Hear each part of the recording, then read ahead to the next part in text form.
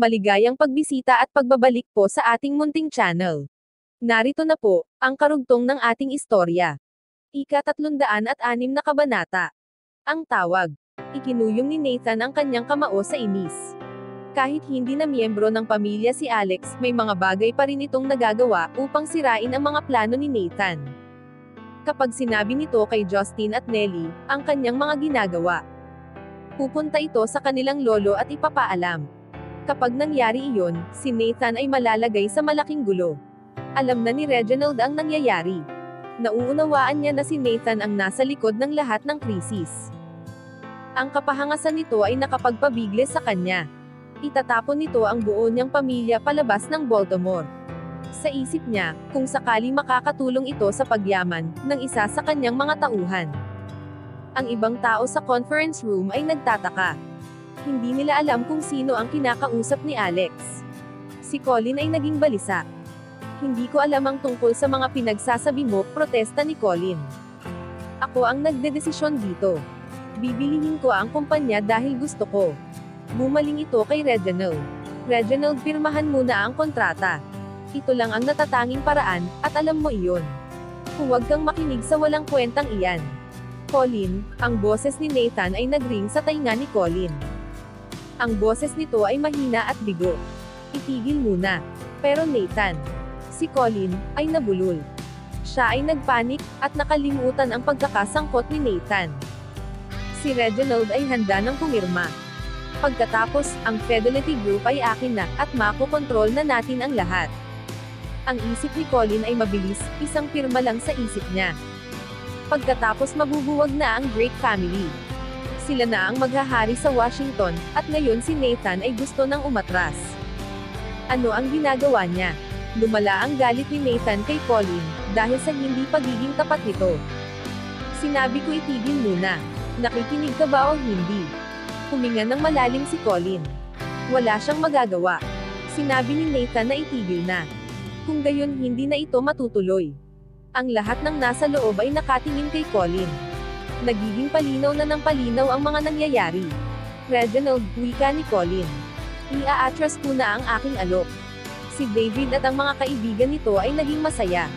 Ang mga empleyado na hindi pumanig kay Colin, ay naging masaya rin. Hindi nila lubusang nauunawaan ang nangyari. Pero pakiramdam nila, sila ay nanalo. Ito ay pagpapasalamat kay Alex. Si Joseph Noah, at ang mga senior executive na tumalikod sa Drake family ay lubusang nabigo. Marami sa mga ito ang desperadong umaasa na manatili sa kanilang trabaho. Colin, ano ang ginagawa mo? Tanong ni Noah. Ang lahat ay naayon sa ating plano, tapos ay aatras ka. Si Colin ay tumingin dito na may nakakaawang ekspresyon sa mukha. Ayaw ko rin. Pero ang lalaking tumutulong sa akin, ay ayaw na niyang ipagpatuloy. Wala akong magagawa. Ang kanyang mga sinabi ay pinagmulan ng sigawan. Karamihan sa mga nasa loob ng conference room ay isinugol ang kanilang trabaho, sa pakikinig kay Noah, at pag-back up kay Colin.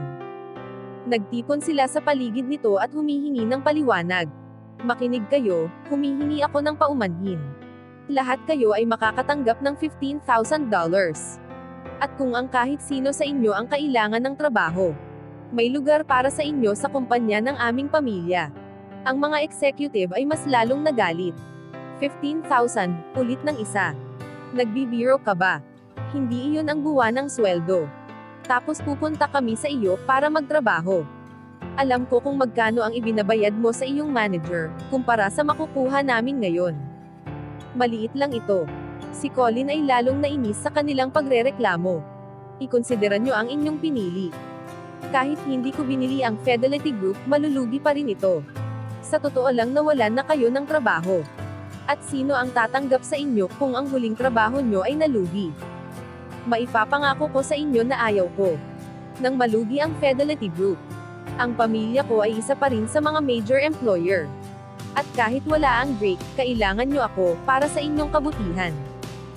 Habang nagsasalita siya, naramdaman ni Colin na, lalong umiinam ang tungkol sa kanyang hinaharap.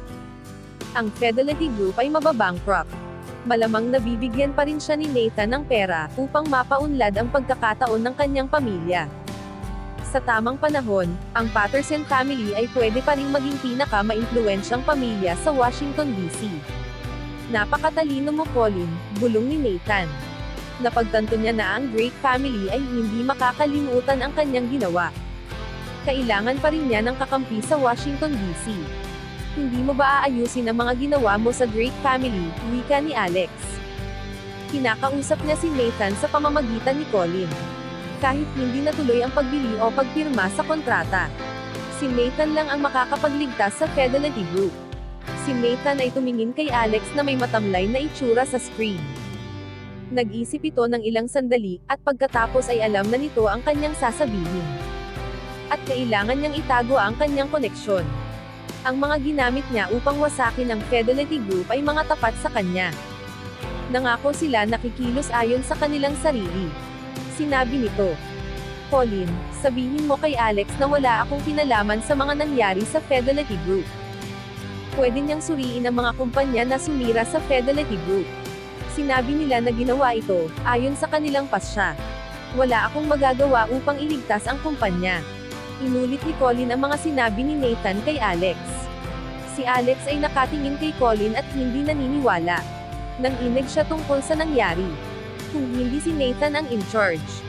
Totoo ba na ang Ambrose family ang gumawa nito, para sa kanyang kapakanan, tanong niya. Hindi mo alam ang tungkol sa mga sinasabi mo, wika ni Colin. Hindi ka parte ng pamilya. Huwag kang magsalita na parang miyembro ka pa. Pagkatapos ay bumaling si Colin kay Reginald. Reginald, hahayaan namin ipagpatuloy mo ang iyong kumpanya, pero hindi ito tatagal ng 1 linggo.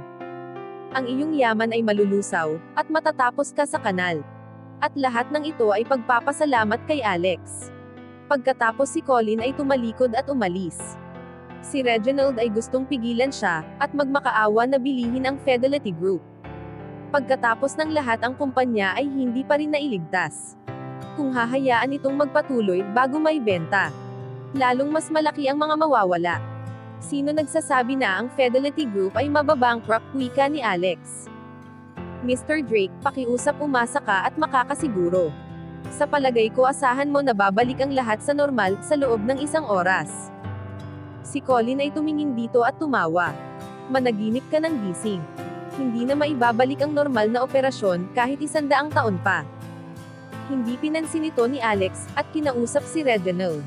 Mr. Drake, sinabi sa akin ni Lindsay, na kailangan niyo raw ng pondo, upang magamit sa krisis. Gaano kalaki ang kailangan niyo upang mabaliktad ang buong sitwasyon? Si Reginald ay tumingin ng may pagpapasalamat kay Lindsay. Hindi niya alam kung paano dumating dito si Alex ngayong araw. Ngayon ay alam na niya. Sinabi ito ni Lindsay sa kanya. Kailangan namin ng bilyon. Iyon ang minimum, upang mapanatili ang kumpanya. Wika nito. Ang boses nito ay lalong naging matamlay nang magpatuloy magsalita. Ang nakaya ko lang ay 500 milyon sa maikling abiso. Ang buong kwarto ay naging tahimik. Kahit na ang lahat ng kaibigan ni David ay higit na gustong makatulong. Ang nalikom lang na halaga ay ilang milyon. Alam nila na hindi sila nakatulong sa Drake family na maabot ang pera na kinakailangan.